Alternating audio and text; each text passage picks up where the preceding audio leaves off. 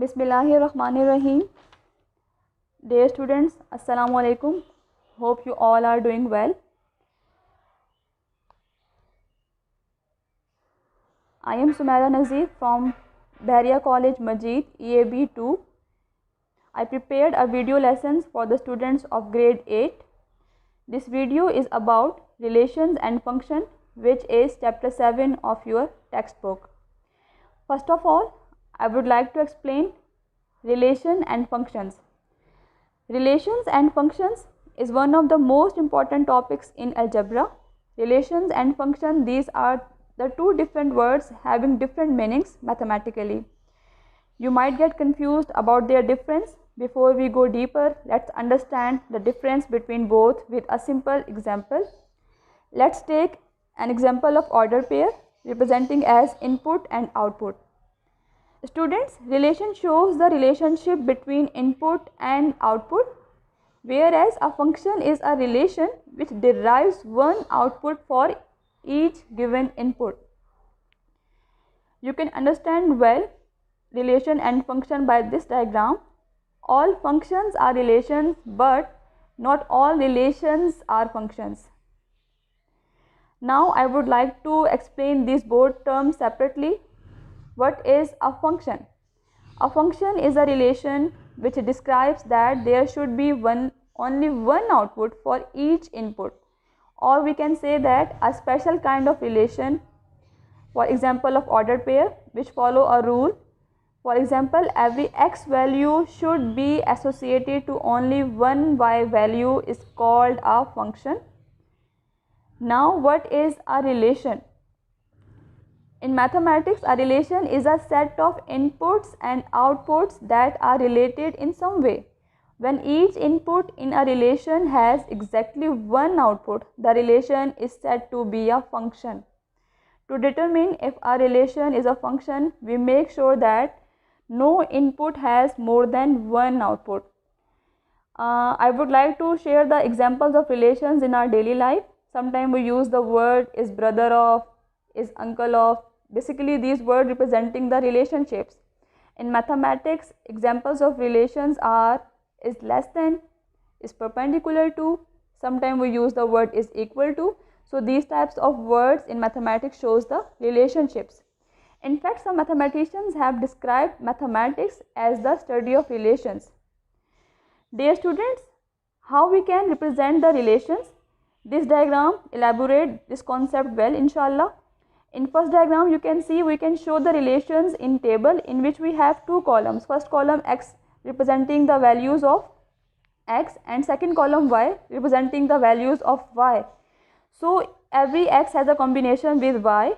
These are the relationship of values in a table form. We can also represent relations in graph. As you can see, every red dots basically representing the relations of x and y. And the most general way which we are going to study in our chapter 7 are the mapping diagrams in which we have domains and codomains, and we can show their relations with arrowheads. It will be elaborated inshallah by that diagram. Relations between two sets. As you can see, we have two sets, set A and set B. Set A is a domain and set B is a codomain. Please emphasize on the diagram. Relation has sense, that is a direction in which it goes. This indicated by arrowheads. In any relation, we will have a domain and a codomain. So in that diagram, A is a domain and B is a codomain, as I told you earlier. The member that is being matched to in the codomain is referred as the image of a relation. As you can see, x is the image of A, y is the image of B, and C and Z is the image of D. A member of domain may have more than one image. Now I would like to explain the types of function. The first type is one-to-one function. In that one-to-one function, each element of P there is a distinct element of Q. And many-to-one function, a function which maps two or more elements of P to the same elements of set Q. For further elaboration, I can take help from the diagram. For one-to-one function, you can see every element of domain has a relation with the elements of range. 1 has a relation with 5 and 7 has the image of 2. So basically these are representation of one-to-one function. And this diagram is representing many-to-one function. As you can see, 1 has relations with A1 and A2. So it is a pictorial representation of many-to-one function. My next definition is notation of a function. Function notation is the way a function is written. It is meant to be a precise way of giving information about the function without a rather lengthy written explanation. It can be elaborated by the diagram. As you can see, the f, which is written in red color, shows the name of function. X written in green color indicating the input, and 3x plus 1 written in the purple indicating the output. Input always representing domain and output always represent range. Function notations, इसमें हम function rules को follow करते हुए कोई भी values अपनी put कर evaluation कर सकते हैं। और ये बहुत ज़्यादा सिंपल इक्वेशंस आपके सामने मौजूद हैं। एक्स के जो भी वैल्यू आपको दी जा रही होगी उसको आपने इक्वेशन में पुट करके इजीली इवैल्यूएट कर लेना है, मैथमेटिकल ऑपरेशंस को परफॉर्म करते हुए, जो भी साइंस इनमें दी जा रही हैं उनको फॉलो करते हुए। जैसे फर्स्ट में आप देख रहे हैं कि एक्स की जगह पर मैंने वैल्यू पुट की है 2, जिसकी वजह से मेरा आंसर आ रहा है 7। सेकंड में एक्स की जगह पर हम वैल्यू रिप्लेस कर रहे हैं 9, which calculate the answer of 1, and in third we have a value of s is equal to 4, so s by s यानी 4 by 4 representing 16। तो जो भी वैल्यूज़ हमारे पास x और y की दी जा रही होंगी उसको हम अपनी इक्वेशन में एज इट इज़ पुट करके इजीली इवैल्यूएशन कर सकते हैं, जो कि बहुत सिंपल है। अब बढ़ते हैं अपने नेक्स्ट टॉपिक की तरफ, जो कि है range of a function. Dear students, the set of all output values of a function basically representing the range of a function. The set of values of x is called the range of f, or it goes from domain to function and range. इसको मैं explain यूँ करना चाहूँगी कि हमारे पास x की जो भी पॉसिबल वैल्यूज़ आती हैं जिनको पुट करके हम अपने आंसर्स डेवलप करते जाते हैं, कैलकुलेट करते जाते हैं, वो हमारे पास उस फंक्शन की रेंज कहलाती है। अब बढ़ते हैं अपनी एक्सरसाइज की तरफ 7A में, और इसका क्वेश्चन नंबर 1। इस क्वेश्चन नंबर 1 में हमारे पास एरो डायग्राम्स दी जा रही हैं और हमने इन डायग्राम्स को देखते हुए ये बताना है कि ये किसी फंक्शन को डिफ़ाइन कर रही हैं या डिफ़ाइन नहीं कर रही हैं। तो क्वेश्चन नंबर 1 के पार्ट ए में आप देखें, हमारे पास डोमेन में जो एलिमेंट्स दिए जा रहे हैं 2, 4, 6 एंड 8, एरो हेड के साथ ये कोड डोमेन के एलिमेंट्स के साथ लिंक्ड हुए हैं 1 और 2 के साथ, तो ये एक फंक्शन को रिप्रेजेंट कर रहे हैं, इसलिए हमारा आंसर है यहाँ पर यस। क्वेश्चन नंबर डी भी बिल्कुल ऐसा ही है। इसमें भी हमारे पास डोमेन के अंदर जो एलिमेंट्स दिए जा रहे हैं वो हैं 2, 4, 6 और 8, और इनका जो रिलेशनशिप है वो कोड डोमेन में पी के साथ और आर के साथ है। आप देख रहे हैं कि इसमें क्यों इग्नोर हुआ है, लेकिन चूँकि डोमेन के सारे एलिमेंट्स का रिलेशनशिप शो हो रहा है कोड डोमेन के साथ, तो ये एक फंक्शन को रिप्रेजेंट कर रहा है। मेन हमारा कहने का यहाँ पर मकसद ये है कि जो आपके डोमेन में एलिमेंट्स मौजूद हों उनका रिलेशन एरो हेड के साथ कोड डोमेन में मौजूद एलिमेंट्स के साथ होना चाहिए, तो वो एक फंक्शन को रिप्रेजेंट करेंगे। आगे बढ़ते हैं। क्वेश्चन नंबर 1 के ही मैंने 2 मज़ीद पार्ट सिलेक्ट किए हैं, बी और ई। बी को सिलेक्ट करने का मकसद यहाँ पर ये था कि डोमेन में जो लिखा हुआ नंबर 2 है इसके 2 इमेज हैं कोड डोमेन में, ए और बी, तो इसलिए ये फंक्शन को शो नहीं कर रहा है। फंक्शन के लिए ज़रूरी है कि वो सिंगल इमेज शो करें। बिल्कुल ऐसे ही क्वेश्चन नंबर ए के अंदर हमारे पास जो एलिमेंट्स डोमेन में लिखे हुए हैं, फर्स्ट सर्कल में लिखे हुए 2, 4, 6 और 8, इसमें 4 इग्नोर हो गया है। 4 का कोई इमेज मौजूद ही नहीं है कोड डोमेन में, इसलिए हमारे पास ये फंक्शन को रिप्रेजेंट नहीं कर रहा है, तो हमारा आंसर यहाँ पर नो है। अब आते हैं क्वेश्चन नंबर 2 की तरफ। अब क्वेश्चन नंबर 2 भी बहुत सिंपल है। इसमें हमारे पास x की इक्वेशन दी जा रही है और आपको जो फंक्शंस दिए जा रहे होंगे जो कि आप x की वैल्यू को समझते हुए पुट करेंगे अपने इक्वेशंस के अंदर और इजीली कैलकुलेट करेंगे अपने आंसर को।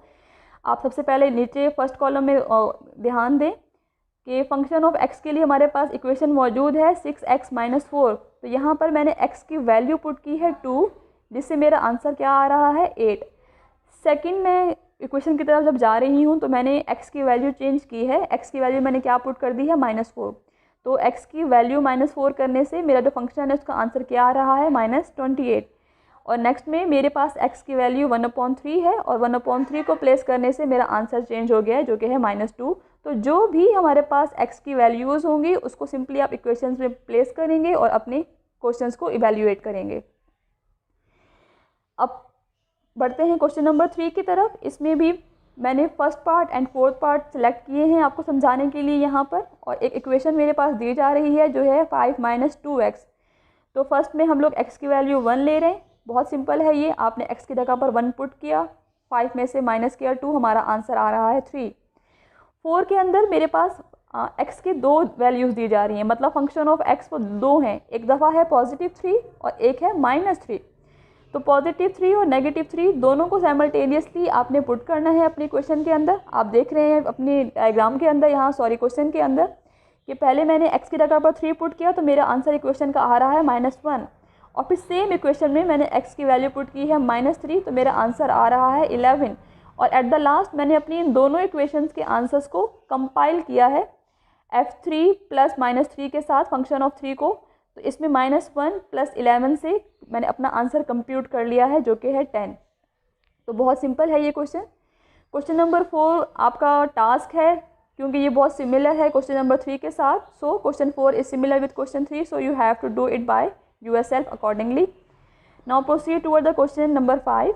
क्वेश्चन नंबर 5 में भी हमारे पास जो इक्वेशंस दी जा रही हैं उसके अंदर हम लोगों ने वैल्यूज़ को पुट करके अपने आंसर को कैलकुलेट करना है। As you can see question number 1 में f2 + g के साथ फंक्शन है 2 का।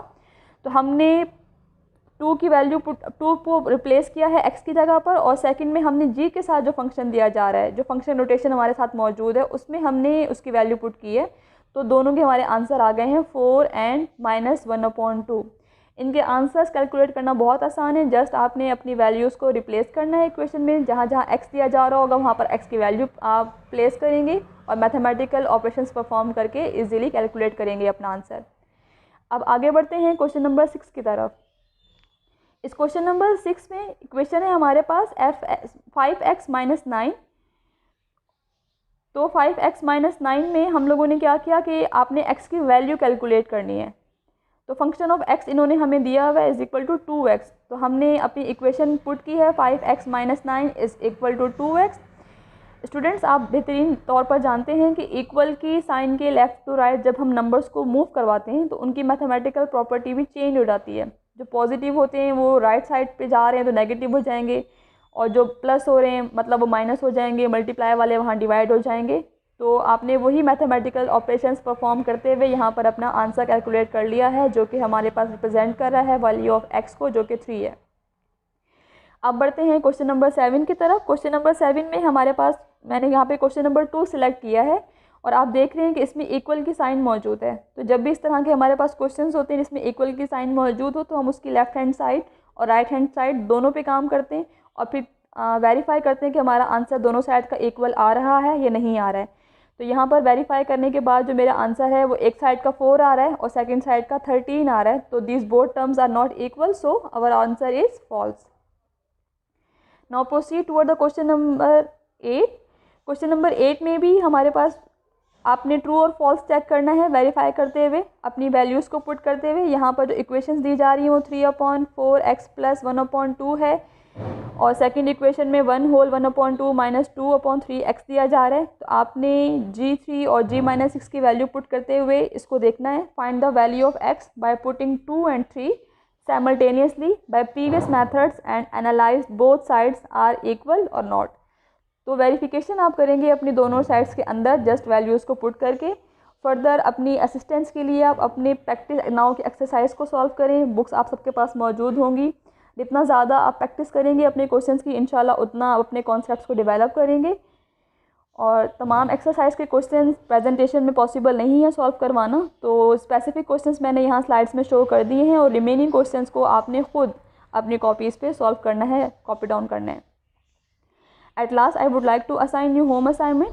Read the summary carefully mentioned at the end of a chapter on page 189. Then complete the remaining parts of questions in your copy. और आपकी जो activity है वो ये है कि आपने आखिर में दी गई जो रिव्यू एक्सरसाइज है वो लाजमी अपनी कॉपी में सॉल्व करनी है। आई होप कि आपको ये कॉन्सेप्ट क्लियर हुआ होगा। फर्दर असिस्टेंस के लिए अपनी बुक को फॉलो करें और कोशिश करें इनको सॉल्व करने के लिए। Wish you very good luck. अपना बहुत सारा ख्याल रखिएगा।